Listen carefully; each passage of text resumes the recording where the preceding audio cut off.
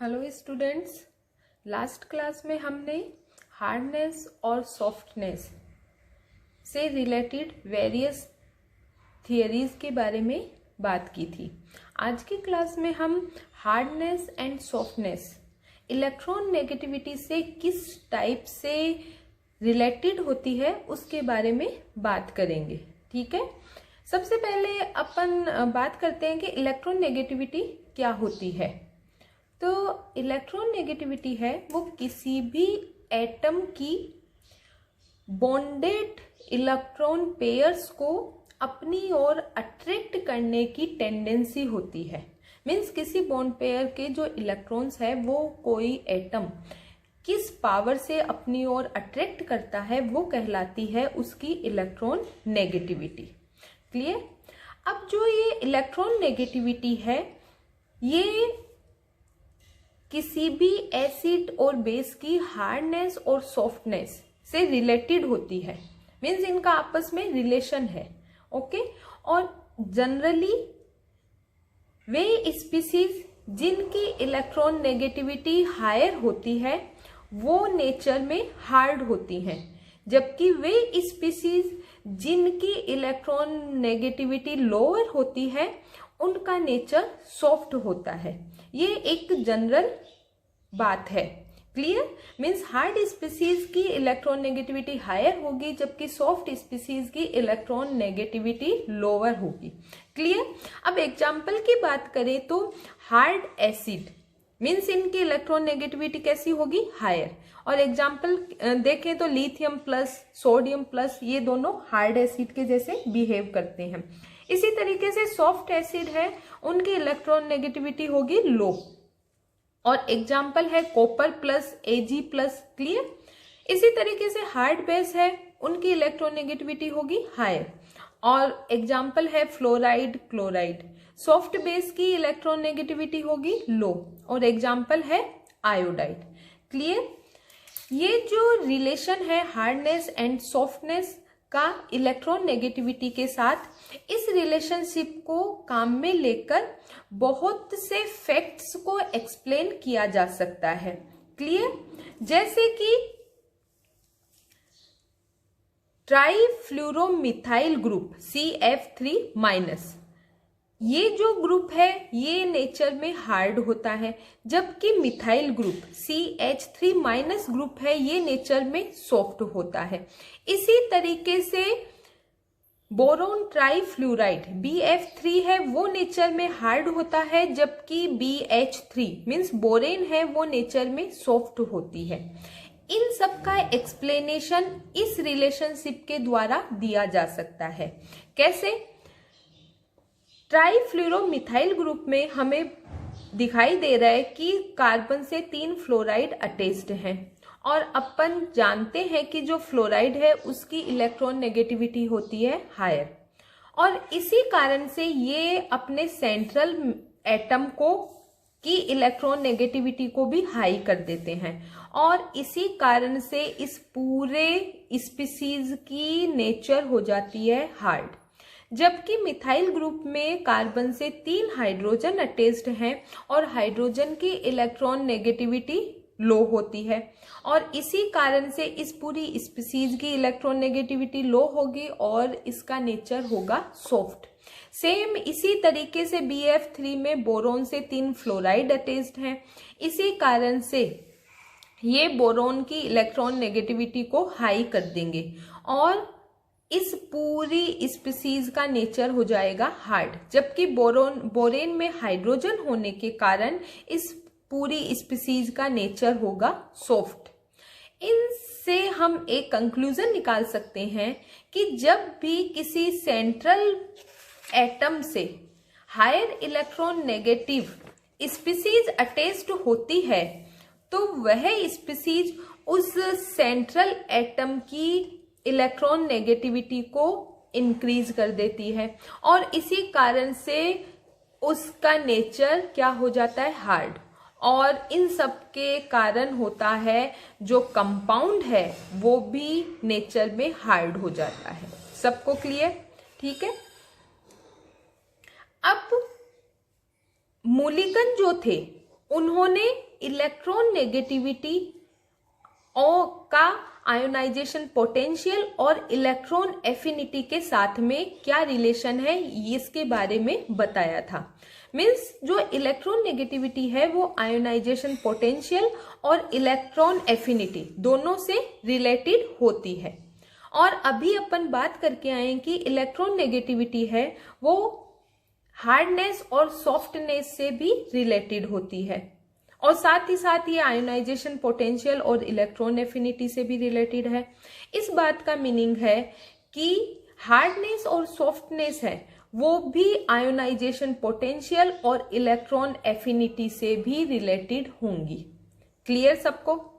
अब इसी बात को या इसी फैक्ट को काम में लेकर पियर्सन और पार ने हार्डनेस और सॉफ्टनेस का आयोनाइजेशन पोटेंशियल और इलेक्ट्रॉन एफिनिटी के साथ में एक रिलेशन दिया, मीन्स एक इक्वेशन दी। वो इक्वेशन क्या थी? किसी भी स्पीसीज की एब्सोल्यूट हार्डनेस जिसे ईटा से शो किया जाता है वो इक्वल होती है Ip माइनस EA अपॉन 2 के। Ip का मतलब है आयोनाइजेशन पोटेंशियल, EA का मतलब है इलेक्ट्रॉन एफिनिटी। सबको क्लियर?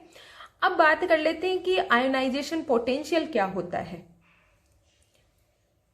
आयोनाइजेशन पोटेंशियल किसी भी आइसोलेटेड गैसियस एटम या मॉलिक्यूल से लूजली बॉन्डेड या लूजली बाउंड इलेक्ट्रॉन को सेपरेट करने के लिए required minimum amount of energy ionization potential कहलाती है। मीन्स किसी भी गैसियस आइसोलेट एटम या मॉलिक्यूल से जो सबसे लूजली बाउंड इलेक्ट्रॉन है उसको हमें सेपरेट करना है, उसके लिए हमें जितनी अमाउंट ऑफ एनर्जी की रिक्वायरमेंट है वो अमाउंट ऑफ एनर्जी उस स्पीसीज का आयोनाइजेशन पोटेंशियल कहलाती है। क्लियर? अब बात करते हैं EA मतलब इलेक्ट्रॉन एफिनिटी क्या होती है। किसी भी गैसियस एटम या मॉलिक्यूल में एक इलेक्ट्रॉन अटैच्ड करने पर जो अमाउंट ऑफ एनर्जी रिलीज्ड होती है वो कहलाती है इलेक्ट्रॉन एफिनिटी। क्लियर? अब यहां से इस इक्वेशन से हम एक बात और देख सकते हैं कि जैसे जैसे आयोनाइजेशन पोटेंशियल और इलेक्ट्रॉन एफिनिटी के बीच का डिफरेंस बढ़ता है वैसे वैसे स्पीसीज की हार्डनेस बढ़ती है। मीन्स हार्ड जो स्पीसीज होती है उनके लिए आयोनाइजेशन पोटेंशियल और इलेक्ट्रॉन एफिनिटी का डिफरेंस हाई होता है, जबकि सॉफ्ट स्पीसीज के लिए आयोनाइजेशन पोटेंशियल और इलेक्ट्रॉन एफिनिटी का डिफरेंस कम होता है। सबको क्लियर? इसी के साथ में अब आगे हम बात करने से पहले होमो और ल्यूमो के बारे में बात करते हैं कि होमो और ल्यूमो क्या होते हैं। वास्तव में होमो और ल्यूमो जो है वो मॉलिक्यूलर ऑर्बिटल से रिलेटेड टर्म्स हैं। इसे समझने के लिए हम एक एग्जाम्पल लेते हैं। जैसे हमारे पास एक स्पीसीज है जिसके मॉलिक्यूलर ऑर्बिटल्स कुछ इस प्रकार से हैं।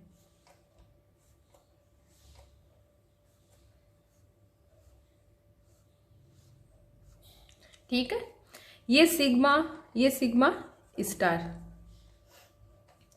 ये सिग्मा और ये सिग्मा स्टार, ये पाई, ये सिग्मा, ये पाई स्टार और ये सिग्मा स्टार। क्लियर? अब इस स्पीसीज में अपन इमेजिन कर रहे हैं कि 14 इलेक्ट्रॉन्स हैं। इन 14 इलेक्ट्रॉन्स को हम किस प्रकार से फिल करेंगे? 1 2 3 4 5 6 7 8 9 10 11 12 13 एंड 14। ये 14 इलेक्ट्रॉन इसमें अपन ने फिल कर दिए हैं। अब बात करते हैं होमो की। होमो क्या होता है? Highest occupied molecular orbital. Means वह मॉलिक्यूलर ऑर्बिटल जो कि ऑक्यूपाइड हो, मीन्स जिसमें इलेक्ट्रॉन प्रेजेंट हो। हाईएस्ट का मतलब है जिसकी सबसे ज्यादा एनर्जी हो। क्लियर। मॉलिक्यूलर ऑर्बिटल डायग्राम में एनर्जी नीचे से ऊपर की ओर जाने पर इंक्रीज होती है। हाईएस्ट ऑक्यूपाइड मॉलिक्यूलर ऑर्बिटल इस स्पीसीज के लिए कौन सा होगा? इसके लिए ये वाला जो मॉलिक्यूलर ऑर्बिटल है वो काम करेगा होमो का। क्लियर सबको?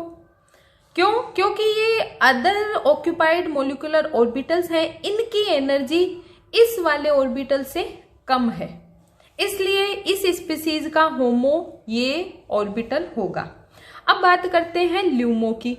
ल्यूमो क्या होता है? Lowest unoccupied molecular orbital, means वह मॉलिक्यूलर ऑर्बिटल जो कि अनऑक्यूपाइड हो, मतलब उसमें इलेक्ट्रॉन नहीं हो। क्लियर। और लोवेस्ट का मतलब है जिसकी एनर्जी सबसे कम हो। और इस स्पीसीज के लिए ये हमें 3 वेकेंट ऑर्बिटल दिखाई दे रहे हैं, लेकिन ये जो 2 पाई ऑर्बिटल्स हैं इनकी एनर्जी इस सिग्मा स्टार से कम है। मीन्स इस स्पीसीज के लिए ल्यूमो का काम ये वाले पाई स्टार मॉलिक्यूलर ऑर्बिटल्स करेंगे। क्लियर। आगे जो है वो ये है कि ये जो होमो है, होमो जो होता है वो किसी स्पीसीज के आयोनाइजेशन पोटेंशियल को भी रिप्रेजेंट करता है। कैसे करता है? क्योंकि आयोनाइजेशन पोटेंशियल क्या था, अभी अपन बात करके आए थे कि वह मिनिमम अमाउंट ऑफ एनर्जी जो कि एक इलेक्ट्रॉन को बाहर निकालने के लिए, सेपरेट करने के लिए रिक्वायर्ड होती है, वो कहलाती है आयोनाइजेशन पोटेंशियल। और यहां पर यदि अपन इलेक्ट्रॉन निकालेंगे तो सबसे लूजली बाउंड इलेक्ट्रॉन यही होंगे, जो सबसे बाहर की ओर होते हैं वो सबसे लूजली बाउंडेड इलेक्ट्रॉन होते हैं, मतलब इलेक्ट्रॉन होमो से ही बाहर जाएंगे, ना कि होमो को छोड़ के यहां से बाहर जाएंगे। पहले इलेक्ट्रॉन यहां से निकलेंगे, ठीक है। और यहां से निकलने का मतलब है होमो की जो एनर्जी है वो उस स्पीसीज के आयनाइजेशन पोटेंशियल को भी रिप्रेजेंट करती है। इसी तरीके से जो ल्यूमो होता है वो उस स्पीसीज की इलेक्ट्रॉन एफिनिटी को भी प्रेजेंट करता है। कैसे? इलेक्ट्रॉन एफिनिटी में हम इलेक्ट्रॉन ऐड करेंगे तो जो सबसे पहला इलेक्ट्रॉन है वो यहीं पे आएगा, ना कि इसमें जाएगा, और इनकी जो एनर्जी है वही इलेक्ट्रॉन एफिनिटी वाली एनर्जी होगी, मतलब रिलीज होगी। इसलिए ल्यूमो जो है वो किसी भी स्पीसीज की इलेक्ट्रॉन एफिनिटी को भी डिनोट करता है। क्लियर। इसी के बेसिस पर कूपमान ने एक थ्योरम दी थी और उस थ्योरम के अकॉर्डिंग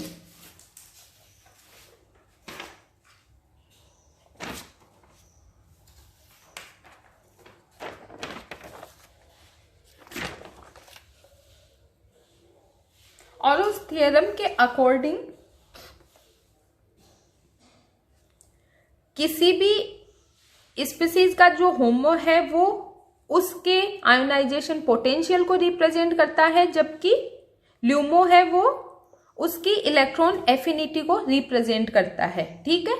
और इसके बेसिस पर हम क्या कह सकते हैं कि होमो, आईपी का मतलब होमो और ये का मतलब ल्यूमो, मीन्स जो हार्ड स्पीसीज होती हैं उनके लिए होमो और ल्यूमो का डिफरेंस हाई होता है। क्लियर। मीन्स यदि किसी स्पीसीज के लिए होमो और ल्यूमो का डिफरेंस हाई है तो उसका नेचर होगा हार्ड, जबकि किसी स्पीसीज के लिए होमो एंड ल्यूमो का डिफरेंस लो है तो उसका नेचर होगा सॉफ्ट।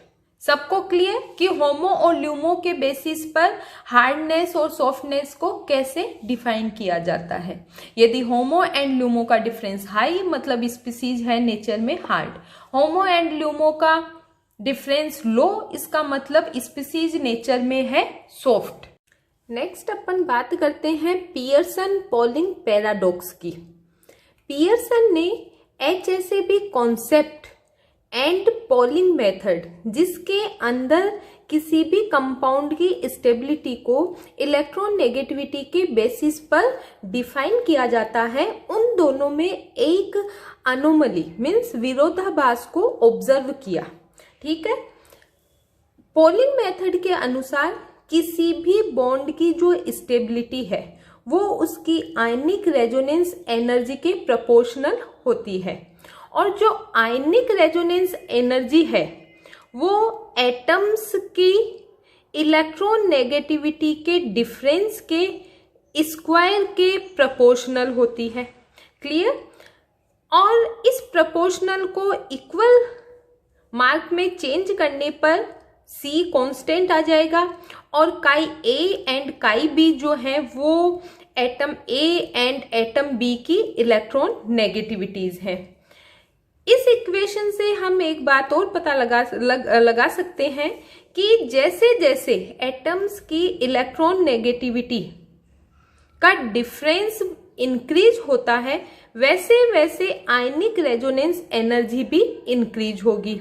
और जैसे जैसे आयनिक रेजोनेंस एनर्जी इंक्रीज होगी बॉन्ड की स्टेबिलिटी भी इंक्रीज होगी। और यही सब पॉलिंग ने अपने मेथड में डिस्क्राइब किया था। अब इस मेथड के अनुसार सीजियम फ्लोराइड जो है वो एक स्टेबल कंपाउंड होना चाहिए। क्यों? क्योंकि सीजियम और फ्लोराइड दोनों की इलेक्ट्रॉन नेगेटिविटी का डिफरेंस होता है 3.3 जो कि बहुत हाई है। और डिफरेंस जितना ज़्यादा होगा उतनी ज़्यादा आयनिक रेजोनेंस एनर्जी होगी और उतना ही ज़्यादा बॉन्ड की स्टेबिलिटी होगी और उतना ही ज़्यादा कंपाउंड स्टेबल होगा। क्लियर? अब सीजियम फ्लोराइड स्टेबल कंपाउंड है, इसके कारण caesium iodide and lithium fluoride में फॉलोइंग रिएक्शन होनी चाहिए। Means caesium iodide lithium fluoride से रिएक्ट करके सीजियम फ्लोराइड फॉर्म करेगा, साथ ही साथ लिथियम आयोडाइड फॉर्म होगा। क्यों? क्योंकि सीजियम फ्लोराइड पॉलिंग मेथड के अकॉर्डिंग बहुत ही स्टेबल कंपाउंड है। क्लियर? लेकिन वास्तव में ये रिएक्शन फॉरवर्ड डायरेक्शन में ना होकर बैकवर्ड डायरेक्शन में होती है। मीन्स सीजियम फ्लोराइड और लिथियम आयोडाइड रिएक्ट करके caesium iodide and lithium fluoride form करते हैं। और जैसे ही ये रिएक्शन बैकवर्ड डायरेक्शन में होती है इसका एक्सप्लेनेशन पॉलिंग मेथड के बेसिस पर नहीं किया जा सकता है। लेकिन इसका एक्सप्लेनेशन हम HSAB कॉन्सेप्ट से इजीली कर सकते हैं। कैसे? क्योंकि जो HSAB कॉन्सेप्ट है उसके according hard interaction and soft interactions से जब कोई भी प्रोडक्ट बनता है तो वो मोर स्टेबल होता है, जबकि हार्ड सॉफ्ट इंटरेक्शन से बनने वाला कंपाउंड जो है वो लेस स्टेबल होता है। और इस रिएक्शन की बात करें तो सीजियम फ्लोराइड में जो सीजियम है वो सॉफ्ट है, फ्लोराइड है वो हार्ड है। इसी तरीके से लिथियम आयोडाइड में लिथियम हार्ड है और आयोडाइड सॉफ्ट है। मीन्स ये दोनों जो कंपाउंड है ये हार्ड सॉफ्ट इंटरेक्शन से बने हुए हैं। मीन्स इनकी स्टेबिलिटी कम है और जब ये रिएक्ट करेंगे तो बनने वाले दोनों कंपाउंड्स लिथियम फ्लोराइड है, इसमें लिथियम भी हार्ड है और फ्लोराइड भी हार्ड है। मीन्स ये हार्ड के इंटरेक्शन का रिजल्ट है। इसी तरीके से सीजियम भी सॉफ्ट है और आयोडाइड भी सॉफ्ट है। मीन्स ये सॉफ्ट इंटरेक्शन का रिजल्ट है। और इसी कारण से ये जो रिएक्शन है ये इस डायरेक्शन में मूव होती है। क्लियर? और इस डायरेक्शन में मूव होने के साथ साथ इसका जो ये जो रिएक्शन है ये नेचर में एक्सोथर्मिक होती है। मीन्स -63 किलो जूल पर मोल एनर्जी रिलीज होती है। क्लियर?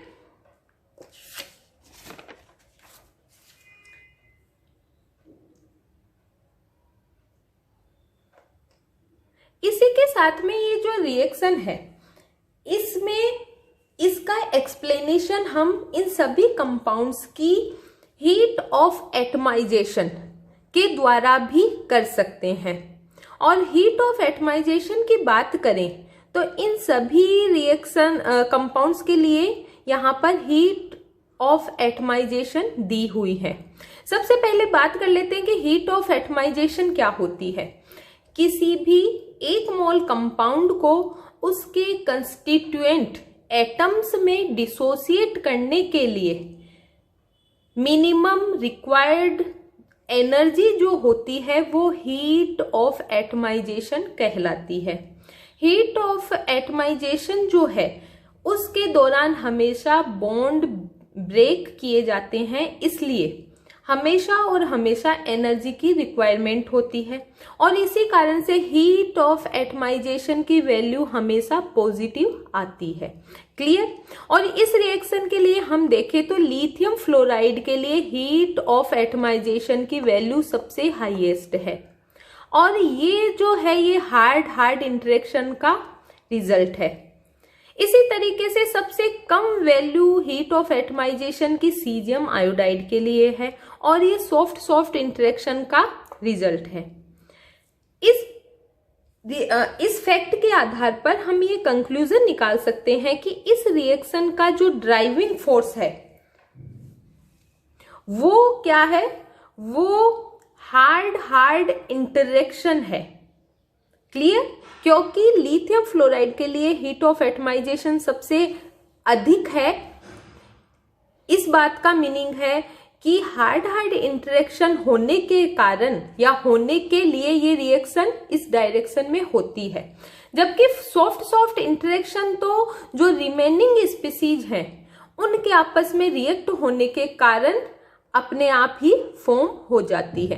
मीन सॉफ्ट इंटरेक्शन इसका ड्राइविंग फोर्स नहीं है, जबकि हार्ड इंटरेक्शन इस रिएक्शन के लिए ड्राइविंग फोर्स का काम करता है।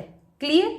लिथियम फ्लोराइड की स्टेबिलिटी को हार्ड इंटरेक्शन तो जस्टिफाई करता ही है, साथ ही साथ लिथियम फ्लोराइड की स्टेबिलिटी अदर फैक्टर्स के कारण भी होती है। हम सभी जानते हैं कि आयनिक बॉन्ड जो है उनमें पोलराइजेबिलिटी के कारण कोवलेंट कैरेक्टर आ जाते हैं। इसी तरीके से कोवलेंट बॉन्ड में पोलरिटी के कारण आयनिक कैरेक्टर आ जाते हैं और जब किसी बॉन्ड में आयनिक बॉन्ड में कोवलेंट कैरेक्टर आ जाए या कोवलेंट बॉन्ड में आयनिक कैरेक्टर आ जाए तो उस बॉन्ड की स्टेबिलिटी और भी ज्यादा हाई हो जाती है और लिथियम फ्लोराइड केस में यही बात लागू होती है। लिथियम फ्लोराइड में एक्चुअल में 50% आयनिक कैरेक्टर होते हैं, 25% कोवलेंट कैरेक्टर होते हैं और साथ ही साथ जो 25% है इस कंपाउंड की स्टेबिलिटी वो आयनिक रेजोनेंस एनर्जी के द्वारा होती है और इसी कारण से लिथियम फ्लोराइड एक बहुत स्टेबल कंपाउंड है।